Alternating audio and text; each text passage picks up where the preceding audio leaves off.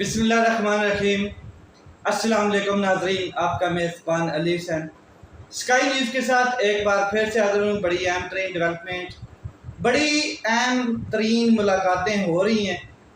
اور ان ملاقاتوں کا جو لب لباب ہے،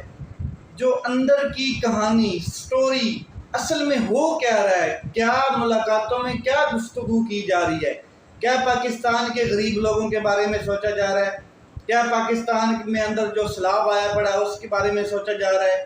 کیا جو لوگ غربت کی سطح میں سے نیچے چلے گئے ہیں، غربت سے بھی نیچے چلے گئے ہیں، یعنی کہ آپ دیکھ لیں کہ جو ایک متوسط طبقہ ہوتا ہے وہ بھی پس گیا ہے، تو اس کے بارے میں سوچا جا رہا ہے، کیا پاکستان کی سیکیورٹی کے بارے میں سوچا جا رہا ہے، پاکستان میں دہشت گردی جو ہو رہی ہے اس کے بارے میں سوچا جا رہا ہے۔ یہ جو بڑی بڑی ملاقاتیں ہو رہی ہیں، کیا اس میں جو لوگوں کے اوپر فیول ایڈجسٹمنٹ کی شکل میں ایک کیا کہتے ہیں یونٹ بڑھائے گئے ہیں اور جو بجلی مہنگی کی گئی ہے اس کے بارے میں سوچا جا رہا ہے؟ نہیں، یہ سب کچھ اپنے بارے میں دیکھا جا رہا ہے، اپنے بارے میں سوچا جا رہا ہے، اپنی ذات کے بارے میں سوچا جا رہا ہے، اپنی آنے والی سیاست کے بارے میں سوچا جا رہا ہے، اپنی ذاتی خوشنودی کے لیے سوچا جا رہا ہے۔ اتنی بڑی بڑی ملاقاتیں شہباز شریف صاحب، زرداری، جہانگیر ترین صاحب، نواز شریف صاحب، جے یو آئی، پتہ نہیں کون کون سی آئی پی پی، ایسی پارٹیز، یہ ساری کی ساری یہ جو اکٹھی ہو رہی ہیں یا یہ جب اکٹھے ہو کے بیٹھتے ہیں بڑے بڑے لوگ ملاقات کرتے ہیں تو یہ آپ کو لگتا ہوگا کہ ہماری ویلفیئر کے بارے میں سوچ رہے ہیں، آپ کو لگتا ہوگا کہ یہ لوگ صرف ہمارے جو اوپر جو بوجھ ڈال دیا ہے آئی ایم ایف نے، جو بوجھ ڈال دیا ہے قرضوں نے، جو بوجھ ڈال دیا ہے غربت کا ہمارے اوپر، یہ اس کے بارے میں سوچ رہے ہیں۔ یہ لوگ سوچ رہے ہیں صرف اور صرف اپنی کرسی کے بارے میں۔ کرسی کا نشہ جو ہوتا ہے یہ بڑا کمال کا نشہ ہوتا ہے۔ یہ نشہ چاہے کسی چپڑاسی کی کرسی کا ہے، چاہے کسی کلرک کی کرسی کا ہے، چاہے کسی منسٹر کی کرسی کا ہے، چاہے پھر کوئی سرکاری افسر ہے اس کی کرسی کا ہے، یہ نشہ اتنا جلدی ختم نہیں ہوتا ہے، یہ ریٹائرمنٹ کے بعد بھی ختم نہیں ہوتا ہے، یہ قبر میں جانتے ہوئے ہی ختم ہوتا ہے، یہ قبر میں جا کر ہی ختم ہوتا ہے۔ اس سے پہلے یہ نشہ اسی طرح نشہ ہے جیسے کسی کو کوکین کا، ہیروئن کا یا پھر ڈرگ کا لگا ہو، اس قسم کا یہ نشہ ہے۔ اب تمام لوگ کرپٹ ایک دوسرے کے ساتھ چال بازی کر رہے ہیں، سیاسی چال کھیل رہے ہیں، کوئی کسی کے ساتھ کھیل رہا ہے۔ نون لیگ جو ہے وہ پیپل پارٹی کے ساتھ اپنی گیم کھیلنا چاہتی ہے، پیپل پارٹی اپنے آلریڈی گیم کھیل چکی ہے، آئی پی پی ایک پارٹی بن چکی ہے، وہ خود اپنے آپ کو کہیں ایڈجسٹ کرنا چاہتی ہے۔ چہرے بڑے بڑے ہیں، وہی پرانے چہرے ہیں، وہی پرانے رنگ ہیں، وہی پرانے لوگ ہیں، بس نئی ٹوکری میں گندے انڈے ڈال دیے گئے، ٹوکری چینج ہوئی ہے، انڈے وہی ہیں، وہی بڑے بڑے انڈے، شتر مرغ کے انڈے، مرغے کے انڈے اور کیا کہتے ہیں باقی انڈے، یہ سارے انڈے گندے انڈے، صاف انڈے، ایک نئی ٹوکری بنائی گئی اور اس میں اشارتاً ڈال دیے گئے کہ اشارہ کیا گیا کہ آپ اس ٹوکری میں جا کے اپنی تشریف لے جائیں۔ تو اب جو آج کی بھی لوگ کی خاص بات ہے وہ یہ ہے کہ یہ لوگ ایک دوسرے کے ساتھ سیاسی گیم کھیل رہے ہیں، کسی طریقے سے سیٹ ایڈجسٹمنٹ کرنے کی کوشش کریں گے۔ یہ آپ کو میں بتاؤں کہ یہ جو آنے والا الیکشن ہے، جنرل الیکشن، یہ بڑا دلچسپ الیکشن ہونے والا ہے، کیونکہ اس میں آگے تو آپ کے ذہن میں ہوتا تھا پیپل پارٹی، نون لیگ یا پاکستان تحریک انصاف، تین بس، اور پیپل پارٹی کا سب کو پتہ ہے کہ اس کا سندھ میں ہولڈ ہے، نون لیگ کا پاکستان کے پنجاب صوبے میں ہولڈ تھا، اور پی ٹی آئی کا کے پی کے نے۔ اب پاکستان کے پورے پاکستان میں اس ٹائم پاکستان تحریک انصاف کا ہولڈ ہے، کیونکہ 4 صوبوں میں حکومت کر چکی ہے اور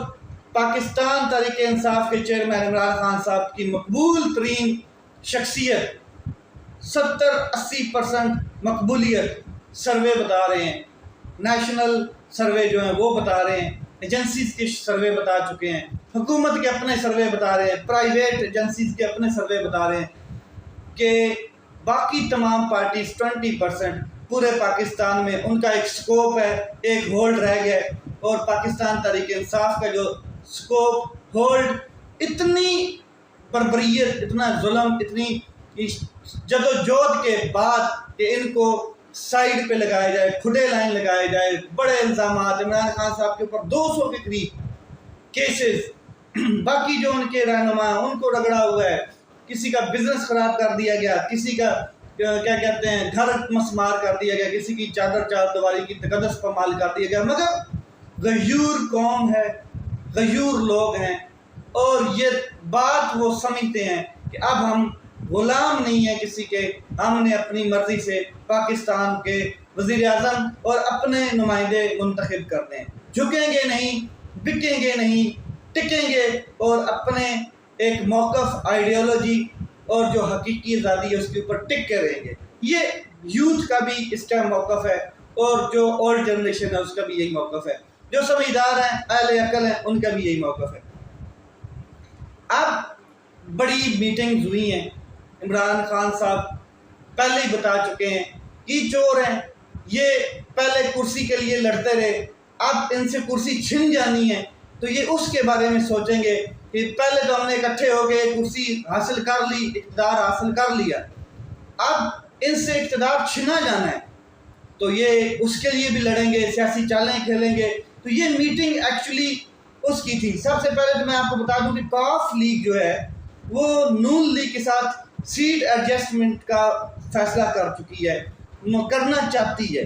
कि हम सीट एडजस्टमेंट करें नून लीग के साथ। काफ लीग जो है जिसमें परवेज़ लाई नहीं है क्योंकि वो पाकिस्तान तहरीक इंसाफ के, और डिमांड उनकी बहुत ज़्यादा है, 15-20 सीटें मांगने की कोशिश कर रहे हैं जो वफाक और सूबे में मुश्तरका। मगर नून लीग जो है 3 से 4 सीटें देने पर आमादा है, चाहे वो वफाक में हो चाहे वो सूबे में हो, 3 से 4 सीटें देने के लिए आमादा है। तो फिर बात आती है कि वो 3 सीटों पे बैठेगा कौन और बाकी जो नमूने हैं वो किधर जाएंगे। मतलब कि तारक बशीर चीमा साहब 1 सीट उनको दे दी जाती है, चौधरी सरवर साहब 1 सीट उनको दे दी जाती है, उसके अलावा क्या कहते हैं 1 सीट शुजात साहब के बेटे को दे दी जाती है, 3 सीटें होगी। और बाकी जो लोग हैं उनको क्या सीटें मिली, किधर गई फरदोश, आशिक अवान, तो ये सारे किधर जाएंगे। पीछे आगे मैं आपको बता दूं कि IPP का मुस्तकबिल क्या है। IPP इस्तेकाम पार्टी जो है पाकिस्तान को इस्तेकाम देने जा रही है, वो भी सीट एडजस्टमेंट करना चाहते हैं, लेकिन वो मांग रहे हैं सीटें 30 सीटों की डिमांड करते हैं। लेकिन उनको जो ऑफ़र हुई है वो सिर्फ़ और सिर्फ चंद सीटों की ऑफ़र हुई है, ज़्यादा सीटों की ऑफ़र नहीं कराई गई। और उन चंद सीटों में, वो चंद सीटों पे कौन विराजमान होगा, कहाँ के बड़े बड़े जो उनके चेहरे हैं वो किधर जाएंगे। जो इतने लोग जो इलेक्टेड MPAs MNAs पिछले साल रहे हैं वो सारे उसमें घुस गए हैं पाकिस्तान तहरीक इंसाफ छोड़ के, उनका मुस्तकबिल क्या होगा।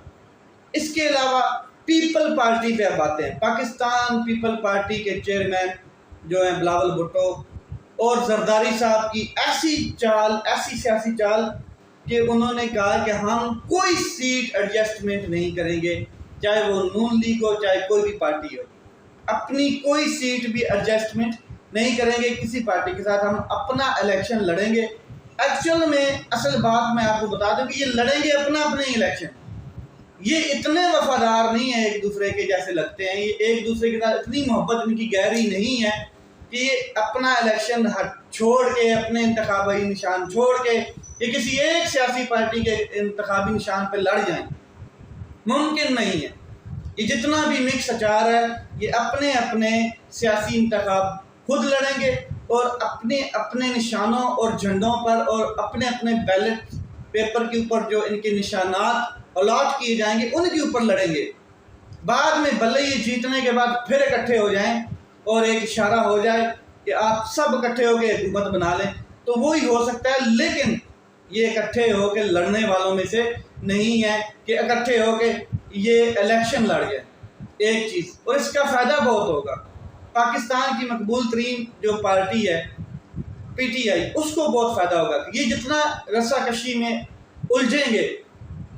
جتنا ایک دوسرے کے ساتھ تناؤ میں الجھیں گے، اتنا فائدہ پاکستان تحریک انصاف کو ہوگا۔ تو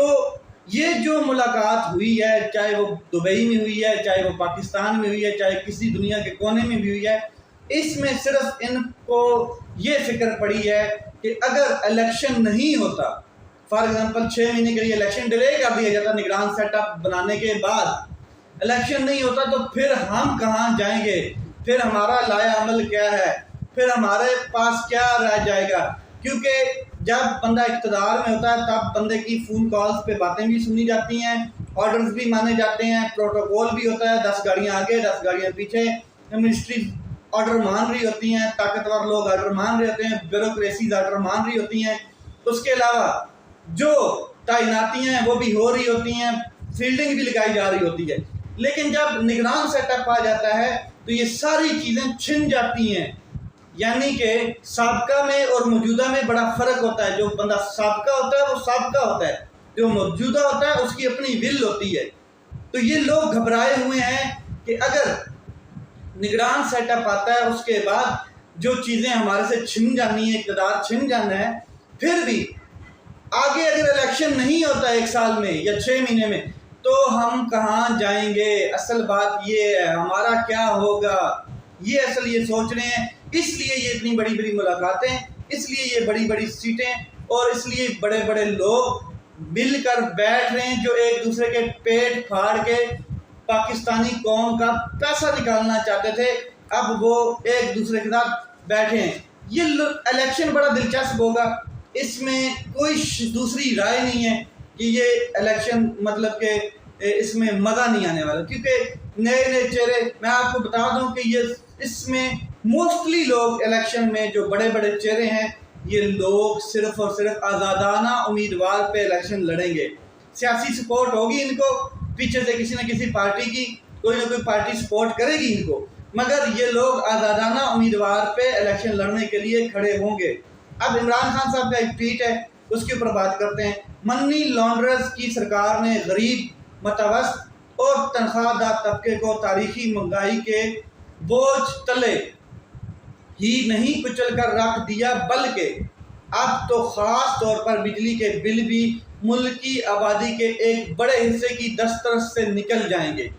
جس طریقے سے بجلی کے نرخ بڑھائے گئے ہیں، انشاءاللہ یہ جو آنے والا وقت ہے اس میں آپ کو لگ پتے جائیں گے۔ اس دوران پی ڈی ایم کو این آر او کی صورت میں اپنے اربوں ڈالرز کے مقدمات سے